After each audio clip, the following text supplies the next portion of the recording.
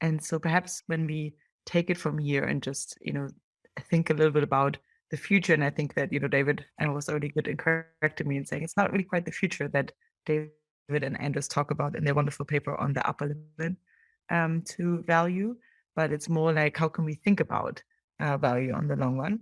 And so perhaps David and Anders, I'll share the paper that I'm referencing right now in the chat, but maybe we can just give it another type of perspective here on value. And so maybe you could, just briefly give a little bit of an overview of what value conception or conceptions are you really discussing in this paper? And how do you think value is restrained by economics and perhaps also by the physics of information going forward? So I think it makes sense for me to talk about the conception of value, and then I'll leave all the physics to Anders, and kind of the futurism. Um, so the first thing I want to say is it's hard to define value. It's hard to find value because people don't agree on it. But if you think about systems as a whole, groups of people, um, if they are acting in ways that are coherent, that are um, either plutotropic or that are coherent in any other way, they're you can think of them as maximizing some value. What that value is very, very important to us. But conceptually, you can think of it as a value. The way that I like putting it is, even if you talk to deontologists, they'll say, well, there's not value, there's just right and wrong. I'm like, right, so value is binary. But it's not that there's no value, it's that they're simplifying in a lot of ways how it is that they think of value in these terms.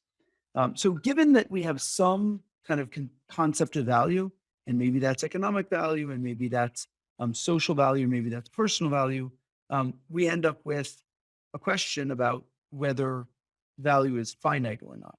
And this is a big question in a very small segment of philosophy, which was addressed by Nick Bostrom's Infinite Ethics paper, and then Amanda Aspel did a bunch of work on this. And there are a bunch of people who specifically looked into what do things look like, how do decisions differ, what is it that we are stuck with if there are infinities, and a lot of decision making tools that we have just stop working, which is not great.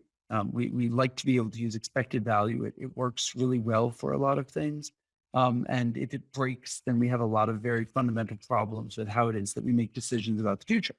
And given that, we kind of ask the question, okay, so are infinities possible given what we know about physics? And the answer seems to be no, for reasons that I think Anders is going to need to explain. So there are still some, thanks for that opening, David. It's still unclear whether there are some things in physics that could actually have infinite values or magnitudes. But when talking about values, they need to be embodied in a decision-making system. This is slightly subtle, of course, because it could be that actually from an outside perspective, there could be these infinite values that are literally infinitely valuable in the universe when looked at it from outside, from this some kind of godlike perspective. But for us inside the universe, we need to represent these values inside a brain. And the brain is a physical system. It has a finite number of bits. So you can think of the number of bits in my brain as one register, and there is a largest number I can store in that one. And indeed, if I want to compare whether this thing and that thing, which of them is better, I need to have some form of representation that allows me to think about which one wins out. So I need some form of value representation. It might also be a functional thing, but deep down, it's just like I need to have two registers of some kind and compare their values. And I have a finite number of bits, which means I can't store arbitrarily big values. Now, in practice, of course, every single bit doubles the range of numbers you can represent in a binary register. So you already get an enormous range, even with my own extremely limited brain. And you can imagine a computer that's much better at exactly representing numbers. And we can, of course, cheat even more by having several brains, a society or a civilization doing it. But all of these things are finite systems. And it looks like physics rather strongly constrains the amount of information you can store in a finitely sized system with a finite amount of matter or energy. So the first classic limitation of that was the Bekenstein bound that came out of the discussions about black hole thermodynamics. And it basically states that the product of the amount of mass energy times the radius of a system needs to be below a certain range. Otherwise, it will have to be a black hole. Mark has a question. Is this something about this or? Yes, it is something about this. And I'm glad to be able to ask it early because it'll help me understand the rest of this. I have not read these papers on infinite ethics. I have no orientation.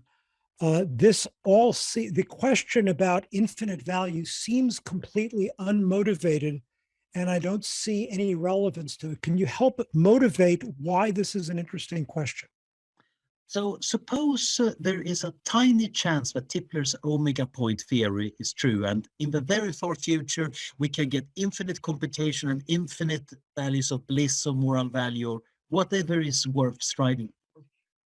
But you don't think it's very likely because it's going against most of the currently known physics, and you might not even like the way it's laid out in its books. But you have this doubt that there's a tiny probability that that could be possible.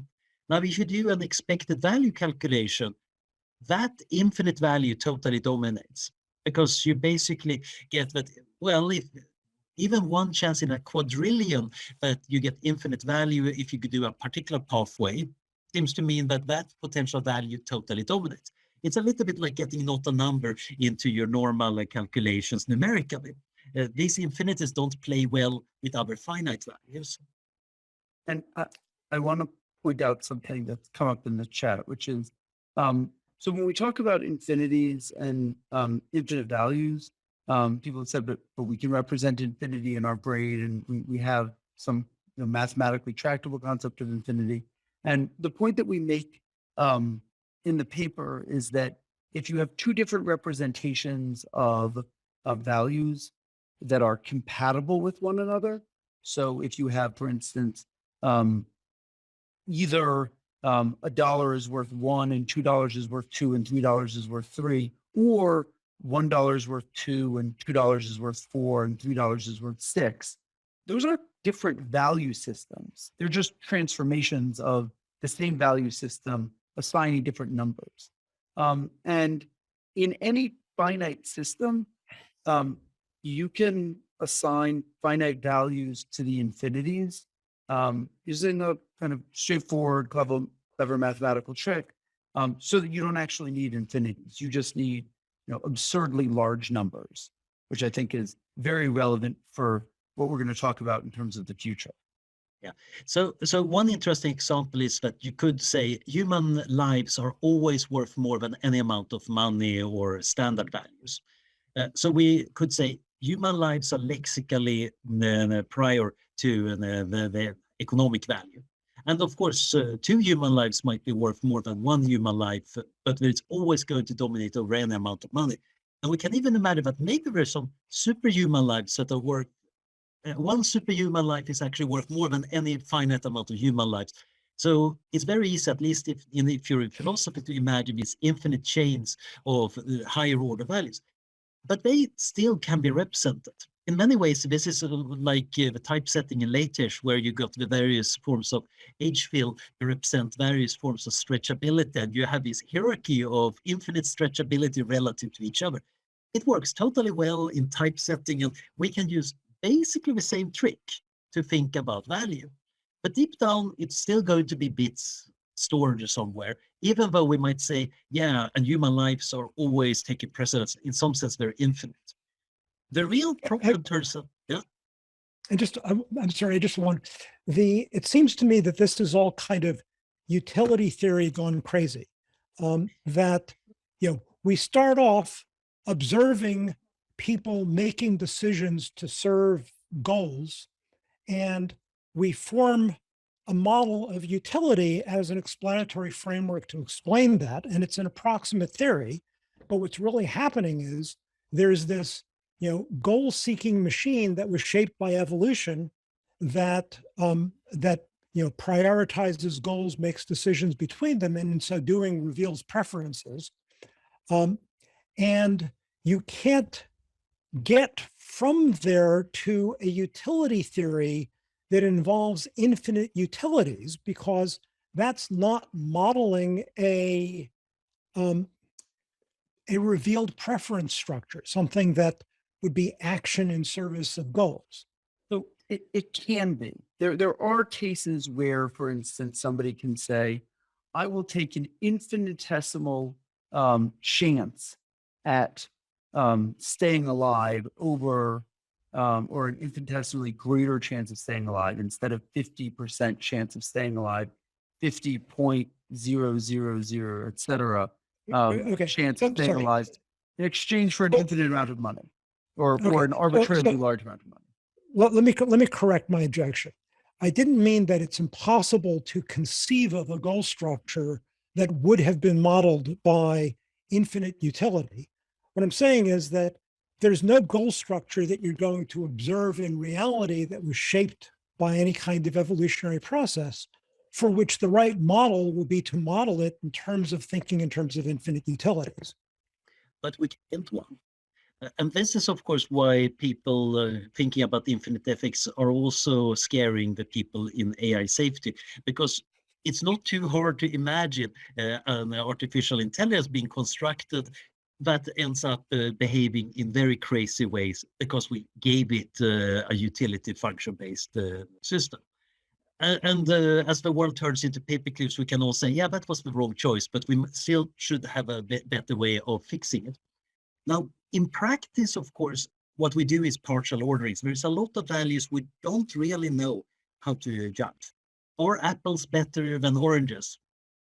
Honestly, it varies from day to day and your state, and even many other things we don't even know how to compare. And generally, we just come up with other forms of decision function.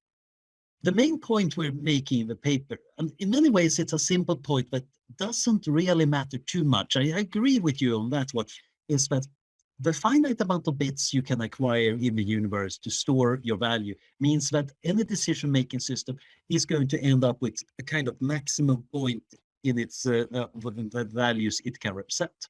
There might very well be values beyond that, but it can't represent it. It can't make any distinction between them. This is mostly important to get the infinite ethics people to stop worrying too much, because that means that those deep philosophical problems to some extent go away. Does it mean that we immediately get a nice solution to getting AI systems badly programmed to behave as a? Maybe, probably not, but that's separate. But it's an interesting thing to see that you can represent quite a lot using relatively simple systems. And there is an interesting question how, as we grow as a civilization, what new forms of value might show up that we might need to represent and find ways of trading off. In many cases, the important thing is what you would call the evolved things. How do we, in practice, do trade-offs? How do we, in practice, handle incommensurable values? How do we, in practice, compare the values that we're uncertain about? So many of the physics limits I'm very happy to talk endlessly about, of course, the covariant, entropy bound, and all of that. Yeah, that's mostly because I like that weird physics, that there is actually seems to be a very good reason why you can't get infinite amount of bits into finite regions. But I think the relevant part here is value only has meaning if you can represent and use it. And I think that is actually a really important practical thing, because many of our values are implicit. We don't even know them until somebody asks us, so Anders, what would you give for this lovely apple versus this orange?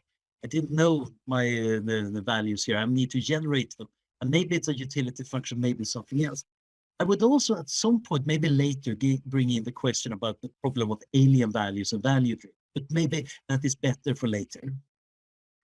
Well, I mean, I was gonna go to just the last time when we had you on, actually, in our group, was on the game theory of cooperating with alien minds. And maybe you can just make a meta note or something and just prime us before we move to Juan on what does your paper actually mean for human long-term prospects and the long-term prospects of human and alien and potentially other intelligences incorporating with them.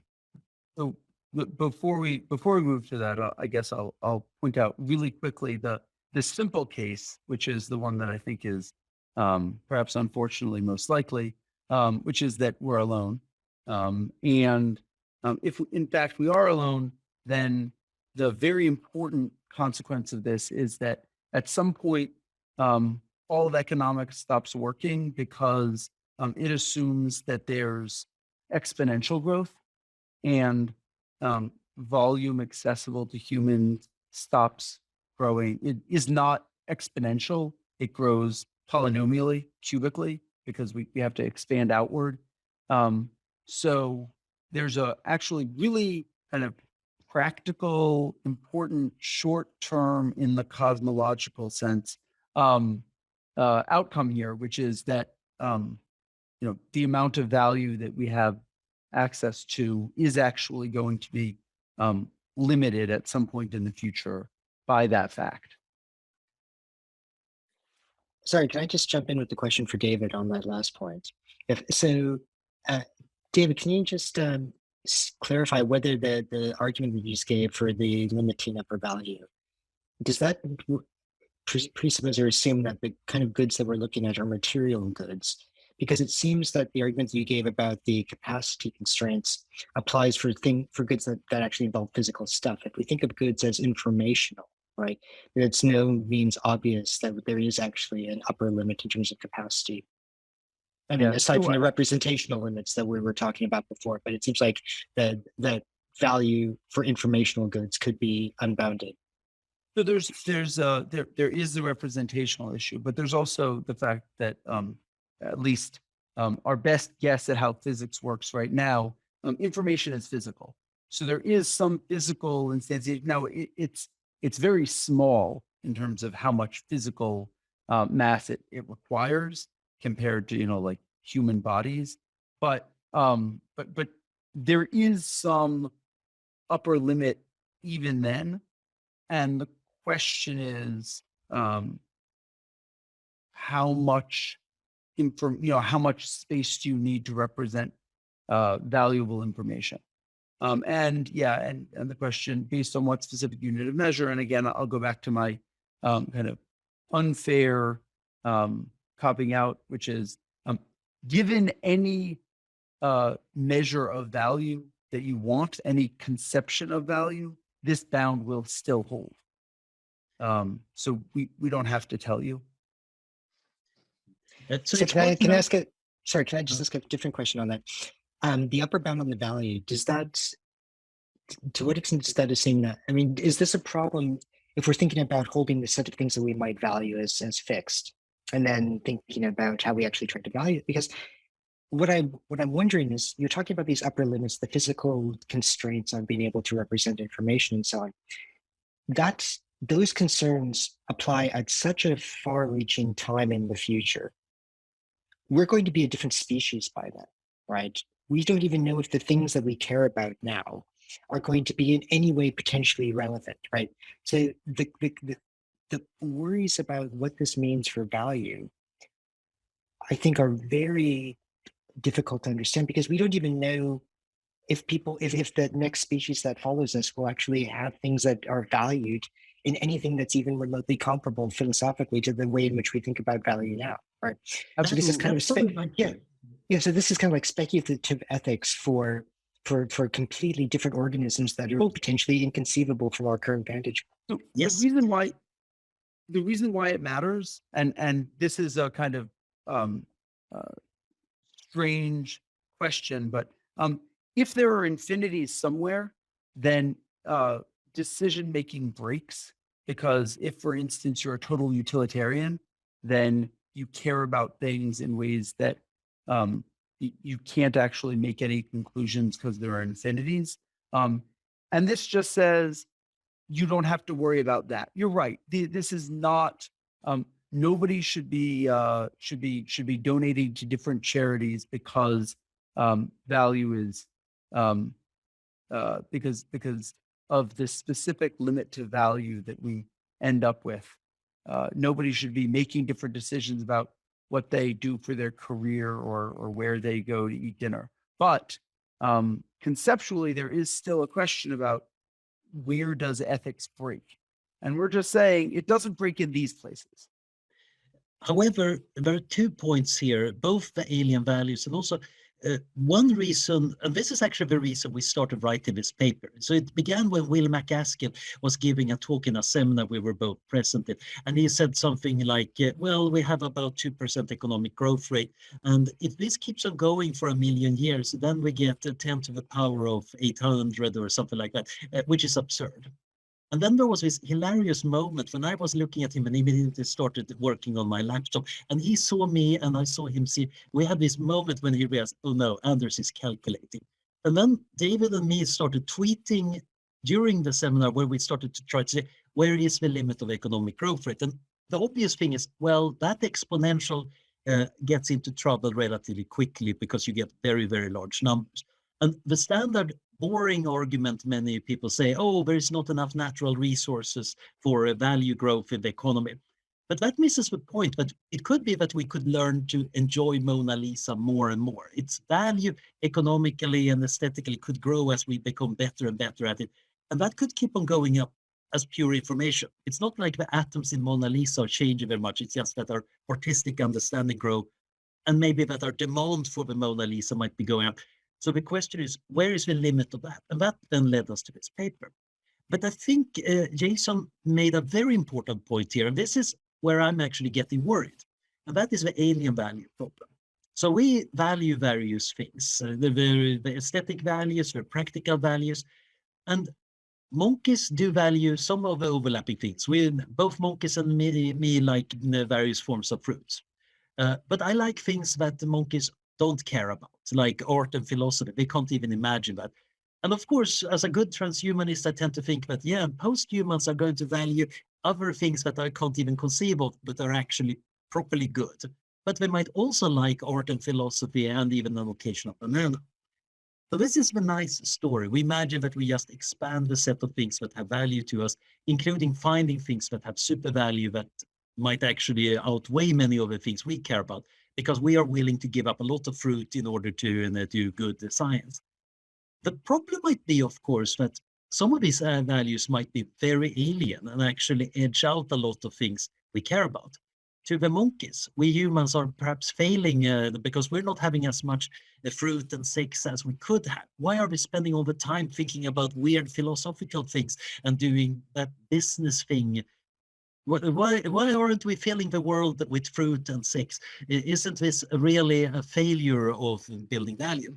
Worse, it might be that the values totally diverge. We might be uploading it to computers, and now we're maybe eating virtual food or actually skipping that food thing. So there is this possibility that we end up with future generations that actually don't overlap at all with what we find valuable. And at this point, we have another problem. It might be that the long-termist account of the future gets foreshortened, because most of the future gets taken up by really alien post-human values that we have a hard time saying actually have any value. Now, if you're an optimist, you might say we arrived at them in a valid way. We evolved from the monkeys to humans, and humans into transhumans and post-humans. And as long as that path is properly unbroken, then if they like things we can't conceive of, and only those things, it's still valid. But if you're less of an optimist about this, you might say, actually, there is no compassion there is no love, there is no bananas. All of the things that actually matter to us and we should want the future to contain are not there. So the total value of the future is only the next few centuries until everything gets alien. And the long-termist account, most value resides in the far, far future, is wrong. And this has a much bigger actionable effect on how we think about things, because the long-termist account is quite influential in our community, and is a reason why we might really want to make sure we safely arrive in the very far future. But if you do think value drift into alienness is a problem, you might say, actually, either we need to lock up the future, or we need to recognize that the future is much shorter than we think, kind of after the singularity, the deluge. I want to give Mark one point to respond, and then I would love to move on to Juan, because I think with Pareidotopia or Pareidotropism, we actually, I think, can square the gap between what we just discussed philosophically quite well.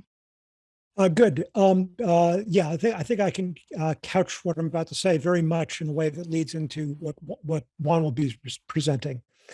This is sort of central to what we're trying to explain in chapter 3 of the book, is this point about value diversity. I think the thing that's disorienting me about a lot of this conversation, which disorients me about a lot of conversations on these topics, is it presumes there's an objective value theory. It presumes that that's something like utilitarianism, something like trying to maximize total value across the system, is a meaningful concept or something we should seek. And what we're trying to say in chapter 3 is, look, there have been and will remain a whole bunch of different value theories with which people approach this.